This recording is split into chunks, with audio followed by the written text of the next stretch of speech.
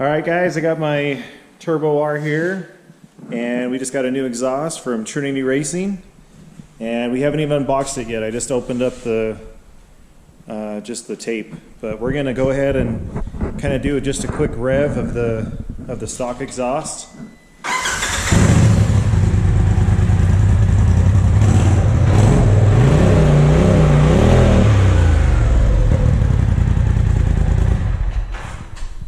Alright, stock baby.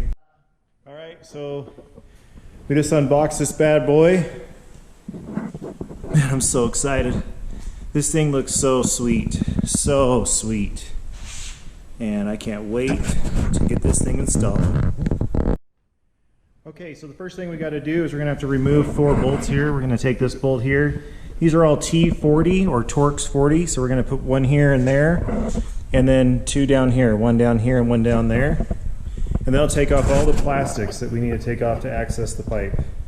I do have a license plate thing in here, and if you've done a road kit, you're going to have to unwire that or take that away. It's not that big of a deal. It connects in right here on the side, and it's really easy to get to, and it terminates really nice, and so you don't have to worry about any wires hanging out to relocate that license plate.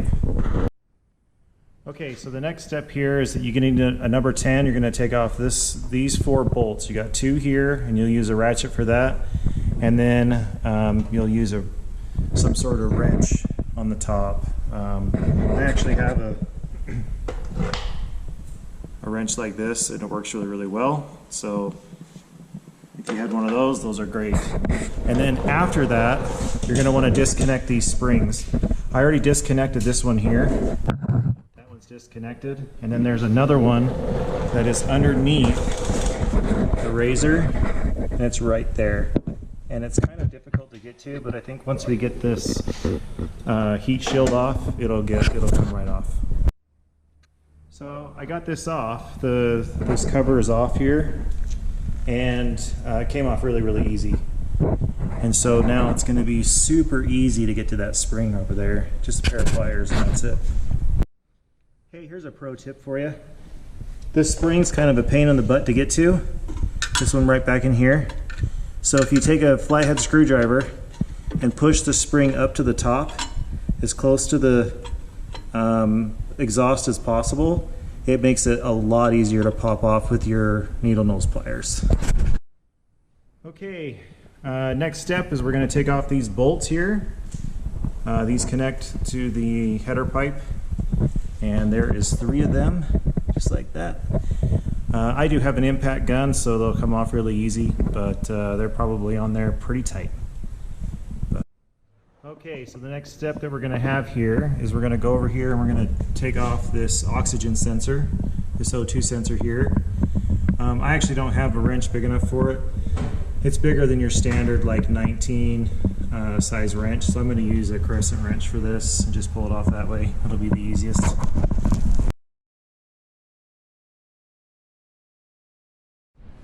Okay, as you can see, we're in the back now. I did take out my seats.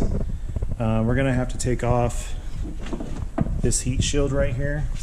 It looks like it's pretty easy to take off, just more number 10s, piece of cake. So I'm going to take off those 2 bolts there, and then if we walk around to the other side, there's a number 10 right there on that end. Alright, we're back here still in the back. After you get that other heat shield off, you're going to want to take off the one that connects to the head pipe right here. These are number 10s. There's 3 bolts on here, I believe. There may be more, I just can't see them, but there's one here, one back there, and then one underneath. So we'll have to take off those ones as well.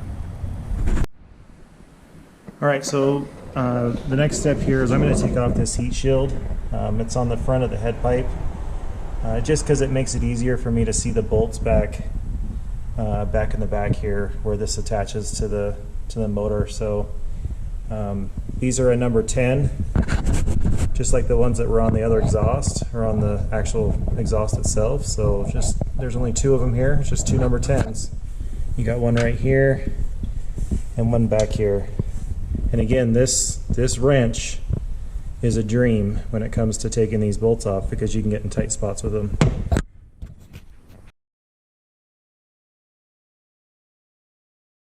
Okay, so I had to remove the back. I didn't take video of it, but it's really easy. I mean, if you're going to do any maintenance on your RZR, you'll know that it's only 4 screws and they're all torque 40s. So I got to get to this heat shield back here because I got one hidden bolt and on the head, and I can't seem to get to it on those 4 bolts. Let's see. We're also going to take off this heat shield here as well. And to give you a better look at that, it's right back here on the right side. Gotta pull it off, it's in the way. Okay, so we got that heat shield that covers over here at the top of the motor. It's actually over there with all my stuff.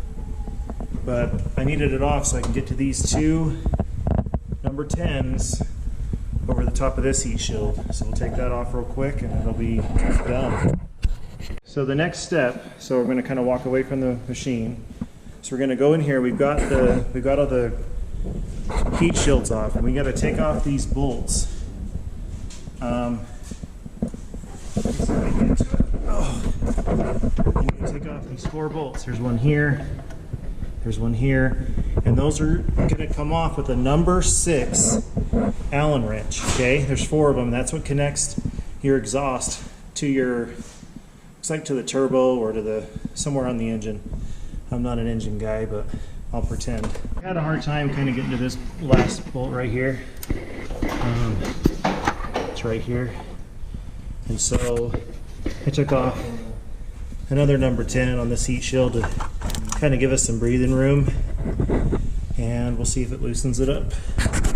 Okay, so we just got it off. That last bolt was kind of a biatch. Polaris had it kind of stripped, so I actually had to take off this cover here and do some things to kind of get to that bolt a little bit better, and then I just kind of hammered my extensions in, and we ended up getting it off. But this is what it looks like with it all taken apart. No exhaust pipe. The next thing, these bolts here that go on the head pipe. Okay, this connects the head pipe to the motor. I'm telling you right now that when you take them out, they look like this. Okay, they're stripped. They don't look good. Most of the time, they're garbage. Okay, I made the mistake of putting one back in, which was this one, and it sheared off. And I did this by hand, everybody. It sheared off using a ratchet.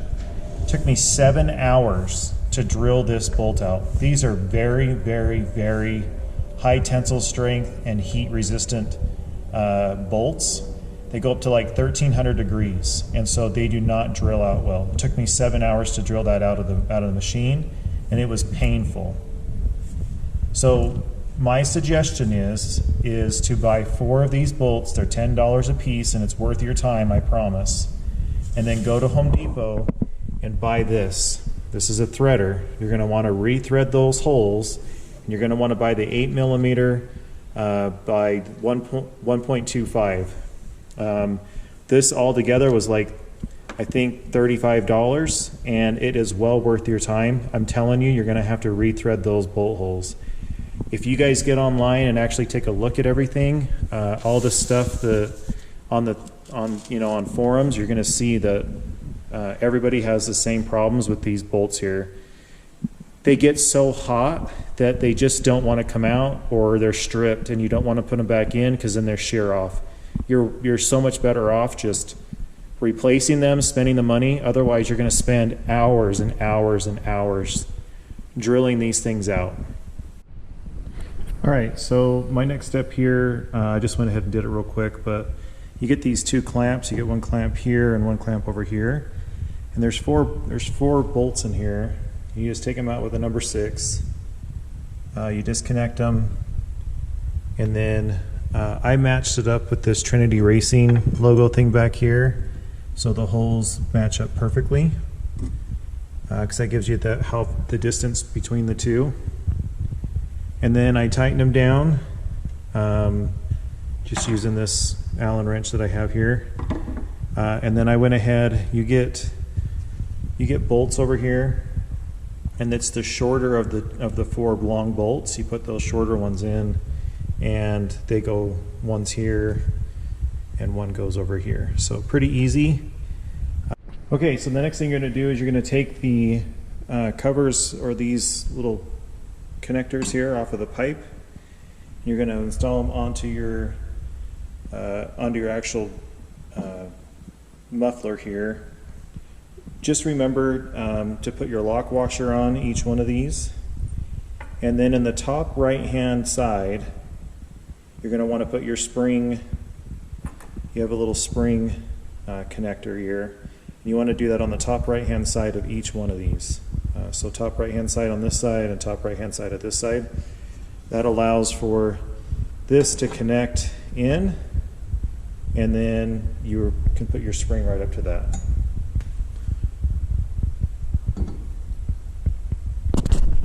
Okay, so quick tip. When you put these things in, don't tighten them down all the way, because if you do, it's impossible to get this pipe connected up here. So just kind of keep them. I went out like 4 turns just so they're a little bit loose. Otherwise, you can't get this dual pipe to go into these holes here, and it's just keep the screws just a little bit loose, and you'll be a lot happier, I promise. All right, so we got this all installed. It's good to go. It looks really nice. I'm going to kind of go through the final steps of what we had to do. It was kind of trial and error, so that's why I'm doing it this way.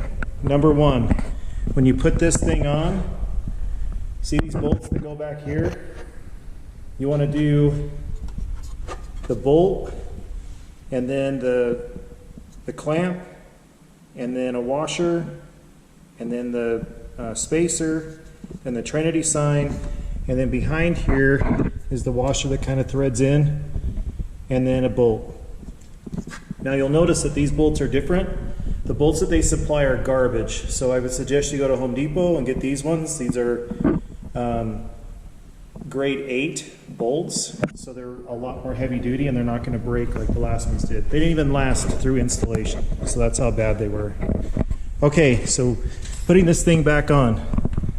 So you put the 4 bolts in, just like this, and then you put your head pipe on, okay, and then you connect this to the head pipe, and and then you tighten all of these bolts down over here.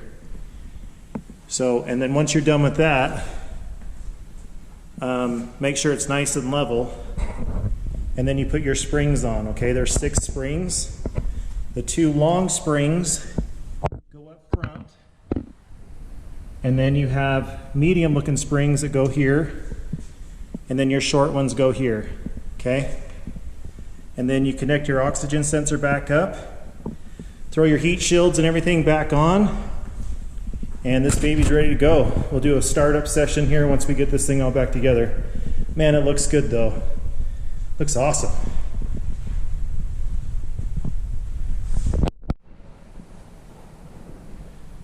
So one thing I forgot to mention, and this is like critical, and I wish the instructions were better, but they're not. So when you put this head pipe back in, and you put these 4 screws up here, on the top right, you need to put one of those spring connectors on here, because there's nowhere to connect this spring, so you have to put one of those up here on the top right, and then I did another one down here on the bottom left, okay?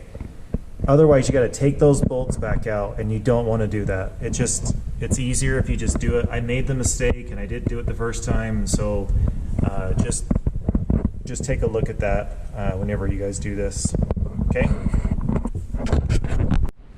Okay, so we got everything cleaned up, and it's all put back together. Man, it looks so good. I did start it, and I took a video, but my son put his fingers in the video, so it didn't turn out. But I'm going to do a second start for you guys, not a first. But it'll sound just as good. if not better. So it's better the second time, right?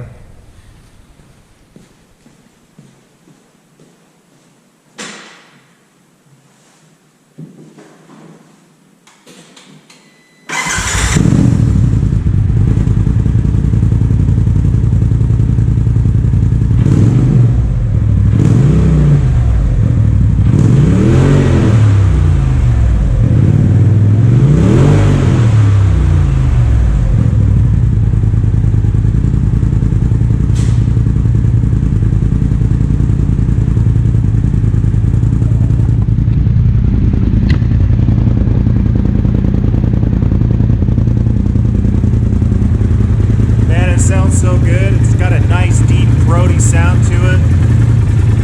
Looks good. Pipe has a nice yellow